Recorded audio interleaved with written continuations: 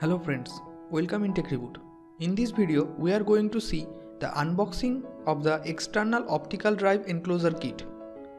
This is the enclosure with the SATA 22 to USB converter kit for the laptop DVD writer, or you can say optical drive. The box contains number 1. Front panel of the optical drive. Number 2. A circuit board to convert SATA 22 to USB mini type A. And number 3. A cable to convert USB type A to USB mini type A. If you want that I make a separate video about the USB and their types, then comment below. Number 4. 4 rubber pads for the enclosure stand and 2 screws. Number 5. The enclosure box. It will protect our optical drive from external damage.